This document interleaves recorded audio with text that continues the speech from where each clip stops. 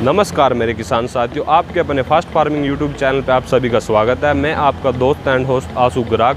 तो आज हम आपको हाई टेक तरीके से जो कि पोलियो हाउस सर ने चलाया है उनसे बातचीत करेंगे। आपको दिखाएंगे किस प्रकार से यहाँ पर किन किन सीड की हम ट्रांसप्लांट कर सकते हैं, सीड लाके हम मतलब कि पौधों को तैयार कर सकते हैं। इस वीडियो में आपको ज़्यादा से ज़्यादा जानकारी आपको मिलेगी, किस प्रकार से इसमें कितना खर्च आता है, क्या इसका प्रोसेस होता है, कौन सी इसमें हम मतलब कि सीड तैयार कर सकते हैं। तो लगभग सारी जानकारी आपको इस वीडियो में मिलेगी। वीडियो को पूरा अंत तक देखें। जो चैनल पर पहली बार हैं वो चैनल को लाइक शेयर सब्सक्राइब कीजिए। जो कि लोग फेसबुक पर देख रहे हो फेसबुक पेज को फॉलो कीजिए और हमारे साथ जुड़े रहें, जिससे कि आगे हमारी नई वीडियो आए आपको सबसे पहले मिल सके।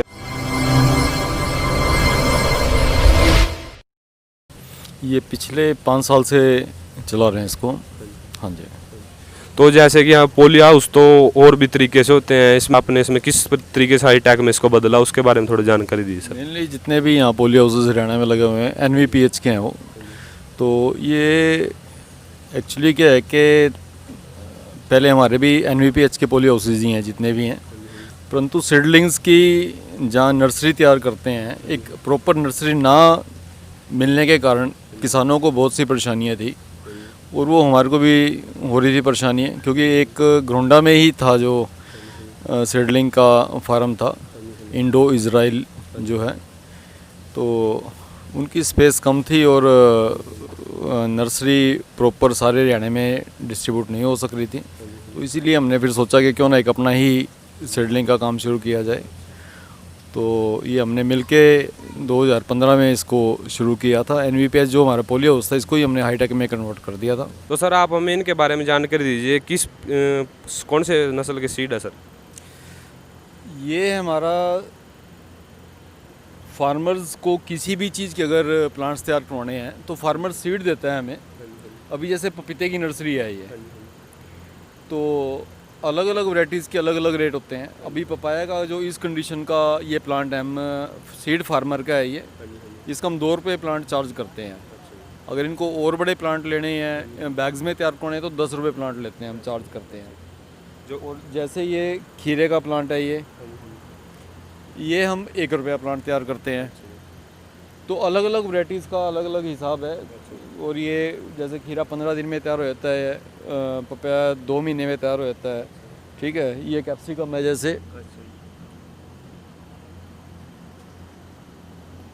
ये कैप्सिकम का है प्लांट्स ये।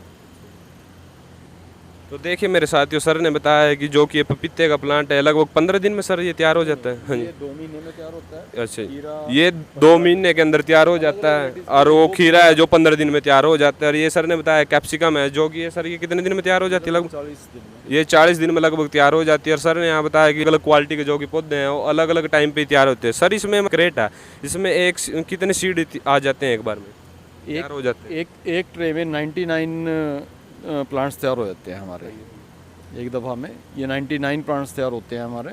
अभी ये प्लांटेशन के लिए तैयार हैं, इसको फार्मर लेके अपने खेत में लगा सकता है। ठीक है, अगर इनको यह है कि थोड़ा बड़ा प्लांट चाहिए तो वो एक बैग आते हैं, सीड बैग्स भी होते हैं वो भी 4-6 के, उसके अंदर भी तैयार कर सकते हैं। तो उसका 10 रुपये चार्ज करते हैं फिर। तो सर जैसे कि आपने तैयार किया है ये जो कि इसमें ये पीछे लगे हैं कूलर टाइप, इसको आपने व्यवस्था इसको क्या बोलते हैं और क्या इसका पर्पज़ है जिससे कि आपने इसमें पानी चल रहा है, उसका क्या कारण है? ये पहले NVPH था, नेचुरल वेंटिलेटेड पोलियो हाउस, इसको हमने हाईटेक में कन्वर्ट किया है। हाईटेक मीन्स ये पीछे पैड हो गए हमारे और ये आपको फ्रंट में फैंस दिख रहे हैं ये। तो फैन पैड ये हाईटेक में कन्वर्ट किया हुआ है। जो कि इसमें कपड़े टंगे हुए हैं, इनका सर क्या वो कारण है इनमें टांगने का सर? ये बायोलॉजिकल कंट्रोल्स करते हैं इसमें इंसेक्ट्स को ना, इसमें माइट, थ्रिप्स, वाइट फ्लाइज, तो इस पर अट्रैक्ट होती हैं ये और बजाय क्रॉप को नुकसान देने के यहाँ चिपक जाते हैं इस पर। ये अभी जैसे आप टैग्स देख रहे हो, ये सभी नाम फार्मर्स नेम लिखे हुए हैं, किसका है ये। ठीक है, अब यहाँ आप देख रहे हो ये सिजेंटा कंपनी से हैं, ये उनके ट्रायल्स हैं कैप्सिकम के। ठीक है, इधर आप अगर गोभी में देख रहे हो तो सबके फार्मर्स नेम लिखे हुए हैं यहाँ पे, किसके ट्रायल के हैं, कंपनी के हैं या फार्मर्स के हैं। तो तो सर आप हमें बताइए, आप यहाँ से अपना सीड डाल के या तैयार करके देते हो, एक फार्मरों से सीड लेके उनको तैयार करके दे, उसके बारे में थोड़ी जानकारी दीजिए। ऐसा है, हम अपना कोई सीड नहीं डालते हैं। जो सीड फार्मर लेके आएगा हमने तो उनको प्लांट तैयार करके देना है और 1 रुपया प्लांट चार्ज करना है। 1 रुपया प्लांट का चार्ज करते हो। यस, इसमें अगर हम पपाया लेते हैं 2 रुपये है, ठीक है, और मेनली 1 रुपया सभी वेजिटेबल्स के 1 रुपया प्लांट लेते हैं। जैसे कि सामने एक क्रेट रखी है, इसमें क्या डाल रहे हैं और किस प्रकार से इसको भर रहे हैं, कितनी मात्रा में इसको डाल रहे हैं सर, इसका क्या उपयोग है? ये मेनली हम सोइललेस मीडिया बोलते हैं इसको। इसके अंदर कोकोपिट, वर्मिकुलाइट एंड परलाइट, ये 3 चीज़ें डलती हैं इसमें, और इसके अंदर ही हम सारी ये सीडलिंग्स तैयार करते हैं। अभी जैसे ये पपाया की सोइंग कर रहे हैं। हाँ जी, हाँ जी। जैसे कि हमें सीड इसमें कितने दिन में जर्मिनेशन हो जाते हैं लगभग इस क्रेट में डालने के बाद सर? ये डिपेंड करता है, प्लांट टू प्लांट डिपेंड करता है। कुछ तीसरे दिन बाहर आ जाते हैं सीड, जैसे खीरा हो गया, इसमें घिया होगी, तोरी होगी, गोभी होगी, टमाटर इससे 1-2 दिन लेट आता है, शिमला मिर्च हो गई, चिली होगी, ये कम से कम हफ्ता तक ले लेती हैं। तो अलग अलग वैराइटीज़ का अलग अलग जर्मिनेशन पीरियड होता है। तो जैसे कि आपने तैयार किया है ये पोली हाउस, मतलब हाईटेक में बदला है, इसमें जब आप और 2015 में आपने स्टार्ट किया है, तो कुछ जब ने स्टार्ट किया तो आपको कोई दिक्कत परेशानी आई इसको चलाने में सर? उसके बारे में थोड़ा मेरे साथियों को जानकारी दीजिए। नहीं, शुरू में तो कोई भी आप काम करते हो तो उसमें थोड़ी प्रॉब्लम्स तो रहती हैं। अभी लोग इतने अवेयर नहीं थे। आप अगर प्रोट्रेस की सीडलिंग्स बाहर ओपन में लगाते हो तो फार्मर इसके लिए भी तैयार नहीं था। जब उनको हमने ट्रायल्स दिए, सैम्पल्स दिए, आप लगाओ, तो उनके अंदर अवेयरनेस आई। और आज आप देख रहे हो कि पहले हम अपनी सीडलिंग सोइंग करते थे, वो फार्मर्स को देते थे। आज फार्मर्स की खुद की सोइंग, सारे सीड्स फार्मर्स के हैं और हम तो सिर्फ सोइंग करते हैं ऑर्डर पे। तो इसका लगभग आपका खर्चा कितना आ गया था सर जब आपने 2015 में इसको स्टार्ट किया, और उसके बाद आपने हाईटेक में बदला, उसकी टोटल कॉस्ट कितनी आ गई थी इसको तैयार करने में सर? ये लगभग आप लगा के चलो, इनिशियली तो हमने जब हाईटेक में कन्वर्ट किया था 20 लाख की इन्वेस्टमेंट की थी इस पर। बट उसके बाद नीचे ही, जैसे नीचे पड़ी हैं ऐसे ही तैयार करते थे हम पहले। उसके बाद धीरे धीरे बेंच बनवाए हमने, तो करते करते आज यहाँ कम से कम हमने 40 लाख की इन्वेस्टमेंट कर चुके हैं। तो सर आपने जैसे कि बताया 40 लाख की आप इन्वेस्ट कर चुके हैं। आपने बोला कि जैसे कि हम पहले नीचे ही तैयार करते थे इसको, नीचे से ऊपर तैयार करने में बेनिफिट है अगर हम नीचे से इसको ऊपर तैयार करते हैं, उसके बारे में थोड़ा जानकारी दीजिए सर। एक्चुअली क्या होता है कि कई दफ़ा पीछे जैसे बारिशों में पानी अंदर आ गया था, इसमें ये प्रॉब्लम रहती है। और जितनी एयरेशन बनी रहती है उतने हमारे प्लांट हेल्दी और उसकी रूट जोन अच्छा डेवलप होता है। तो अगर सॉइललेस में हम कर रहे हैं तो ये ऊपर ही बेस्ट है। एक तो नीचे जो कोई बीमारियाँ वगैरह बहुत कम आती हैं, फंगस वगैरह और जो भी है, ठीक है ना, इंसेक्ट्स वगैरह के अटैक कम रहते हैं। तो आप सर ने आपने बताया कि जैसे इनमें बीमारियों को सर इनके बारे में बताइए। इनमें एक बीमारी आती है, अगर आती भी है तो उसमें आप किस प्रकार से इनको रोकथाम की में व्यवस्था करते हो सर? देखो, क्रॉप तो कोई भी बीमारी तो आती है जैसे जैसे मौसम चेंज होता है, बट हम प्रिवेंटिवली बड़े लाइटली स्प्रे से ही कंट्रोल हो जाती है। हाँ जी। तो आप कोई ज़्यादा पेस्टिसाइड वो नहीं डालते आप इनमें सर? नहीं। तो सर जैसे कि इसमें कूलर लगे हैं यहाँ पर घूम रहे हैं और वो ये लगे हैं, इतनी मात्रा में हमें डालना चाहिए, इसकी थोड़ी वो बताइए सर। नहीं, ये तो इसकी कोई मात्रा का कोई सिस्टम नहीं है। ये बाहर मोटर चल रही है और वो पानी इन पे पैड्स पे डल रहा है, और पानी आप देख रहे हो पीछे रिसाइकिल हो गया दोबारा फिर पौंड में जा रहा है और वहाँ से फिर मोटर अपटेक कर रही है। तो जैसे कि आपने बताया कि इसमें कोई खास क्वांटिटी की इसमें कोई दिक्कत नहीं रहती। जैसे कि अब गर्मी है, गर्मी में हम कूलर चला रहे हैं और ये चला रहे हैं, अगर जैसे कि आगे सर्दी आएगी उसमें हम क्या क्या बात को ध्यान में रखना चाहिए सर? नहीं, सर्दियों में फैन पैड बंद कर देते हैं, बस हीटिंग नेचुरली है, सारा बंद है तो हीटिंग बनी रहती है। और जो थोड़ी बहुत ही हमारे को ज़रूरत पड़ती है खाली फैन चल जाते हैं हमारे। तो आपके मत सर्दियों में आप उनको बंद कर देते हैं और ये जो कि नेचुरली इसमें आता है? नहीं, प्रोवाइड तो फार्मर्स को, ट्रांसपोर्टेशन का खर्चा फार्मर को देना होता है। यहाँ से हम व्हीकल्स वगैरह प्रोवाइड करवा देते हैं और वो उनको पहुँचा देते हैं, उसका जो भी कैरेज बनता है वो फार्मर दे देता है। और हमारे पास उत्तर प्रदेश, पंजाब, हरियाणा तो है ही है, तो इन स्टेट्स से फार्मर आते हैं और अपने सीड्स प्लांट्स तैयार करवाते हैं। तो जैसे कि ये लगभग एक क्रेट में 99 सीड तैयार हो जाते हैं, तो अगर फार्मर कितने इस क्रेट तैयार करवाता है, अगर जैसे कि किसी को कम से कम कितनी तैयार उसको करवानी चाहिए जिससे कि उसको अच्छी प्रोडक्शन मिले? इनमें सर जर्मिनेशन कम होने का भी कोई चांस रहता है या जर्मिनेशन नहीं होते सर? नहीं, वैसे तो हर पैकेट पे लिखा होता है इतने % जर्मिनेशन का है, बट फिर भी जितनी भी है फार्मर्स को बोलते हैं हम 90% तक जर्मिनेशन रहती है, अब अगर 100% भी है तो फार्मर की है। पॉली हाउस को हाई टेक में बदला है, अगर कोई सीधा हाई टेक से इसको चलाना चाहे तो उसको किस प्रकार से इसको करना चाहिए, क्या क्या इसमें सावधानियाँ को उसको बरतना चाहिए जिससे कि उसको नुकसान ना हो? ऐसा भी गवर्नमेंट के पास से अगर देखते हैं तो कोई बजट है नहीं हाईटेक पॉली हाउसेस का। ठीक है, अगर फार्मर कोई अपने लेवल पे करना चाहता है पॉली हाउस को कन्वर्ट करके, वो मैंने बता ही दिया लगभग 40 लाख के करीब खर्चा आया था।